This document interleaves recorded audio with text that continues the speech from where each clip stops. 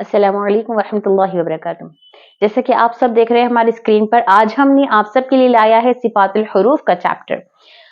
तो चलिए ये देखते हैं कि सिफातुल हुरूफ क्या है क्या नहीं। इसको जानने से कबल मेरा आपसे ये सवाल है कि क्या आपने इससे कबल सिफातुल हुरूफ को पढ़ा है, क्या इसको जाना है, या कभी जानने की कोशिश की है कि सिफात किसे कहते हैं। तो हम में से कुछ ऐसे हैं जो सिफात को बहुत अच्छे से जानते हैं और हम पढ़ चुके हैं, और कुछ ऐसे हैं जिन्होंने ना जाना है इसको, ना जानने की कोशिश किया है, ना पढ़ा है। तो जो पढ़ लिए है उनके लिए बहुत ही सुनहरा मौका है कि फिर से उनको रिवीजन होगा इंशाल्लाह। और जो लोग नहीं पढ़े हैं, इंशाल्लाह सुम्मा इंशाल्लाह हम कोशिश पूरी करेंगे कि बिल्कुल स्टार्टिंग बेसिक से लेकर एडवांस तक आपको ये सिखाए।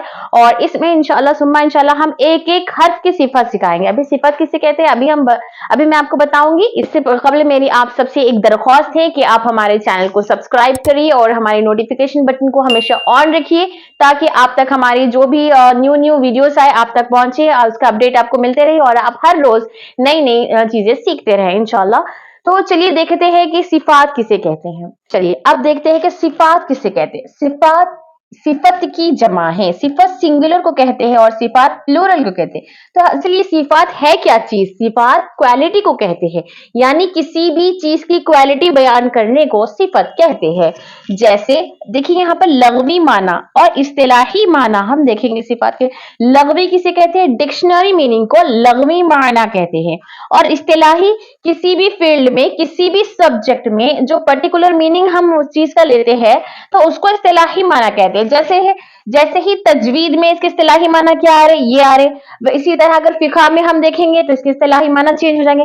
तो पर्टिकुलर सब्जेक्ट में, कोई भी खास फील्ड में, सब्जेक्ट में जो माना लिया जाता है उसे इस्तिलाही माना कहते हैं।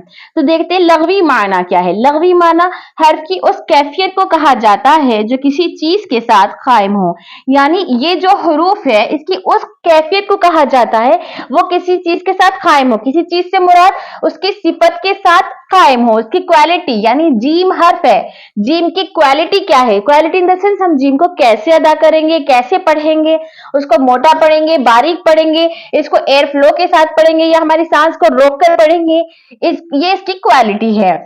और इस्तिलाही माना क्या बता रहे हैं यहाँ पर देखिए, हर्फ की उस कैफियत को कहा जाता है जिससे एक ही मखरज के कई हुरूफ आपस में मुख्तलिफ और मुमताज हो। यानी एक ही मखरज के कई हुरूफ, मतलब हम इससे पहले मखरज को जान लिए थे, हम मखरज पढ़ने के बाद फिर हमें सिफात की जरूरत क्यों पड़ी, जबकि हमने मखरज का असबाब पहले ही सीख लिया था। तो अब इसके बाद हम सीधा कवायद की तरफ आगे बढ़ सकते थे या हुरूफे हिजा शुरू कर सकते थे, लेकिन फिर हम सिफात क्यों जान रहे हैं?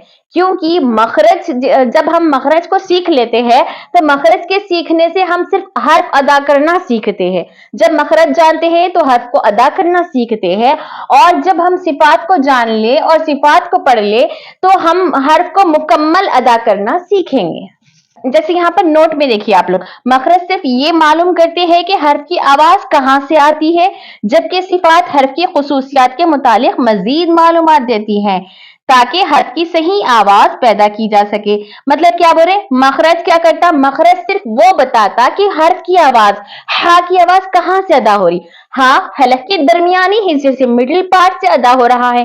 तो हा कहाँ से अदा हो रही है? कौन बता रहा? मखरज बता रहा कि कौन से लेटर की आवाज कहाँ से अदा होती है। लेकिन सिफात क्या बताता? हर्फ की खुसूसियत के मुतालिक मजीद मालूमात देता है।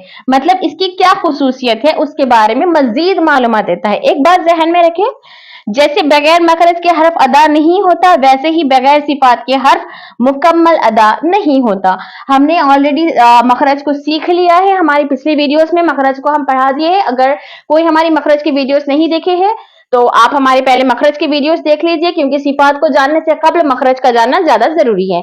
मखरज से हमें ये पता चल गया है कि कौन सा हर्फ कहाँ से अदा होता है। जैसे अलिफ जॉब से अदा होता है, बा हमारे होंठ से अदा होता है, ता हमारे टिप ऑफ द टंग और टीथ वगैरह से अदा होता है। इसी तरह सिफात में हम अब सीखेंगे कि ये जो अलिफ है ये बा है। जैसे बा की हम मिसाल ले लें तो बा में हुरूफ कलकला की आती है, हुरूफ जहर, सॉरी सिफत जहर, सिफत हम्स वगैरह की क्वालिटीज पाई जाती है। तो ये सिफात है, सिफात के कई सारे क्वालिटीज है, तो उन क्वालिटीज को आगे हम सीखेंगे। उससे कबल मैं एक मिसाल आपको दूंगी। जैसे मखरज, मखरज में हमने सीखा था सा, सा, जाल, वो, ये तीनों का मखरज एक ही है, ये तीनों एक ही जगह से अदा होते हैं, यानी ये तीनों भी हमारे जबान का सिरा, हमारे जबान का टिप ऑफ द टंग, हमारे ऊपर के दांत को टच होकर थोड़ी सी जबान हमारी हल्की सी बाहर आकर हर सा, जाल, वो अदा होता है। ये हमने मखरज में सीख लिया था।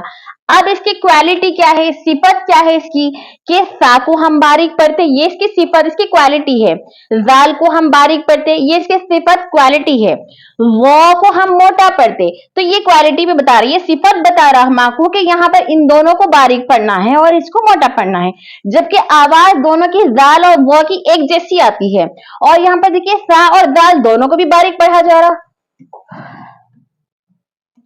अब यहाँ पर देखिए सा और जाल दोनों को भी बारीक पढ़ा जा रहा है। चलिए खैर इनमें तो डिफरेंस है, जाल को बारीक और वो को मोटा पढ़ा जा रहा है, ये क्वालिटी बयान कर रहा है, लेकिन इन दोनों को बारीक पढ़ा जा रहा है। फिर इनमें भी एक और एक क्वालिटी जो सिफत हमें बताएगा, आगे हम पढ़ेंगे सिफत हम्स, सिफत जहर और बहुत सारी सिफात है। तो इसमें से एक सा सिफत हम्स में से आता है, जिसमें आवाज नरमी के साथ और एयर फ्लो के साथ अदा होती है।